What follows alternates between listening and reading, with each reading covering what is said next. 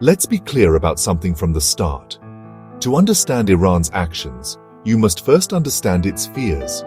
Imagine living in a neighborhood where your most powerful rival constantly threatens you.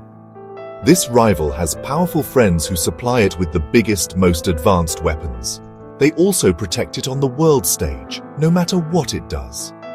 This isn't a hypothetical scenario for Iran. It is a daily reality.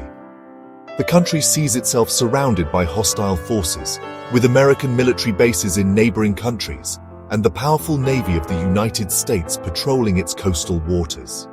This persistent military presence creates a deep and abiding sense of vulnerability, a feeling that an attack could come at any moment, from any direction. This feeling of being encircled is not just paranoia. It is rooted in recent history and current events. Iran looks at the fate of other nations that defied the West without the protection of a nuclear deterrent. Think of Iraq under Saddam Hussein, or Libya under Muammar Gaddafi. Both leaders gave up their weapons of mass destruction programs, and both were eventually overthrown and killed following Western military intervention. For leaders in Tehran, the lesson is stark and unavoidable. Disarmament can be a death sentence. They believe that only the ultimate weapon can guarantee that their country will not suffer the same fate, ensuring the survival of their government and their nation's sovereignty against overwhelming external pressure. The psychological impact of this encirclement cannot be overstated.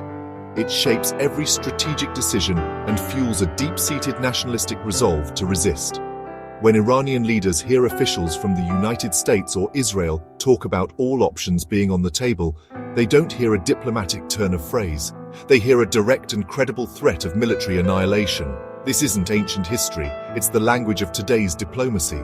This constant pressure, this drumbeat of war, forces them into a defensive posture, convincing them that peaceful intentions are not enough to protect themselves from powerful adversaries who openly discuss regime change as a desirable outcome.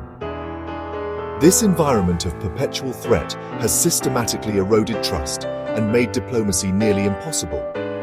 Every negotiation is viewed through a lens of suspicion. Every proposal from the West is scrutinized for hidden motives aimed at weakening the nation. For Iran, the goal is simple survival. The leadership feels it is in a corner, pushed there by decades of sanctions, political isolation, and military threats. From this perspective, the pursuit of a powerful deterrent is not an act of aggression, but a logical, almost inevitable response to a relentless campaign of intimidation. It is a desperate search for a security guarantee that no treaty or promise from its adversaries has ever been able to provide. For years, the conflict between Iran and its adversaries was fought in the shadows. It was a war of sabotage, cyber attacks, and targeted killings. But that shadow war has now burst into the open, with devastating consequences. The violence has escalated dramatically, moving from covert operations to direct state-on-state military confrontations. Consider the events of the past year. In April 2024, Israel bombed the Iranian embassy compound in Damascus, killing senior military commanders. This was not an attack on a proxy force. It was a direct strike on a sovereign diplomatic mission, an act that many international observers considered a grave escalation of hostilities. The response and counter-response have created a terrifying cycle of violence. Iran retaliated for the embassy bombing with its first-ever direct attack on Israel, launching hundreds of drones and missiles. While most were intercepted, the message was clear. Iran was willing to risk open war. The escalation did not stop there. Just yesterday, on June 13, 2025, Israel launched a massive aerial assault called Operation Rising Lion, striking deep inside Iran. The targets were not just nuclear sites at Natanz and Fordo, but also residential buildings in Tehran, in a clear attempt to decapitate Iran's military and political leadership by killing them in their homes. These attacks have taken a heavy human toll, specifically targeting the very heart of Iran's defense and scientific establishments.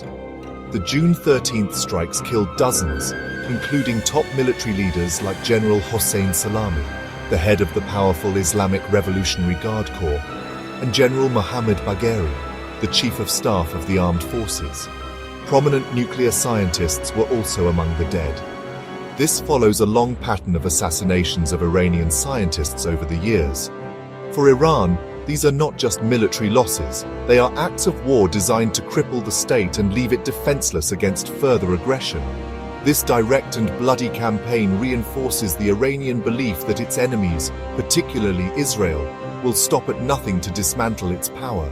When your top generals, your most brilliant scientists, and your critical infrastructure are being systematically targeted and destroyed, the argument for needing a powerful deterrent becomes profoundly compelling. How can a nation be expected to negotiate in good faith when its leaders are being assassinated and its cities bombed? From Tehran's perspective, these attacks are proof that its adversaries are not interested in peace, but in total submission. This reality makes the pursuit of a nuclear weapon seem less like a choice and more like a necessity for national survival. One of the most significant sources of Iranian frustration is what it views as staggering hypocrisy from the international community. At the center of this frustration is a glaring double standard. Iran is constantly told it cannot be trusted with nuclear technology and must never be allowed to develop a weapon. It faces crippling sanctions, international censure, and the constant threat of military attack for a nuclear program it insists is for peaceful purposes. Yet, the very country leading the charge against it, Israel, is widely understood to possess a formidable, undeclared nuclear arsenal of its own.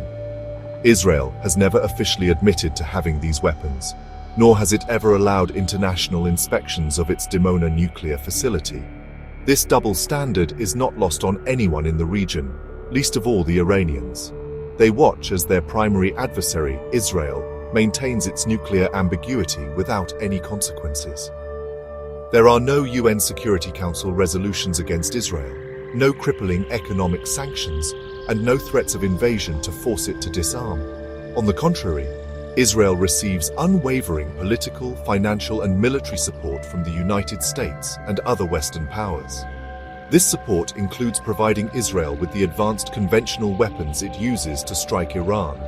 For Tehran, this looks less like a principled stand against nuclear proliferation and more like a geopolitical power play designed to keep Iran weak and vulnerable. The history of failed nuclear negotiations only deepens this sense of injustice. Iran signed the 2015 nuclear deal, the JCPOA, agreeing to severe limitations on its nuclear program in exchange for sanctions relief.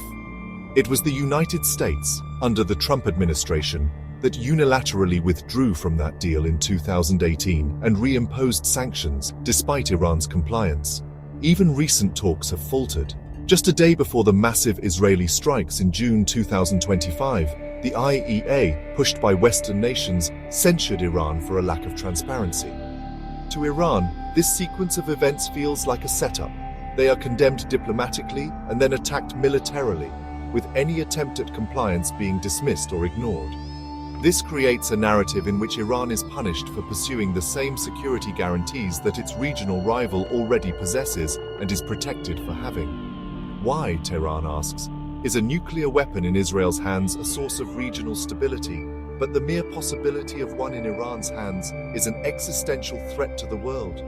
This selective application of rules erodes any faith in international non-proliferation treaties. It sends a clear message. If you are an ally of the West, you can have nuclear weapons.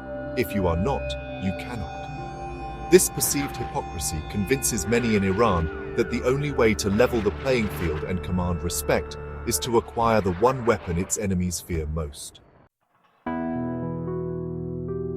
When all other options have failed, what is a nation left with? Iran has tried diplomacy, signing a major international agreement only to see it torn up. It has absorbed years of covert attacks and assassinations. It has now endured direct, large-scale military strikes on its soil.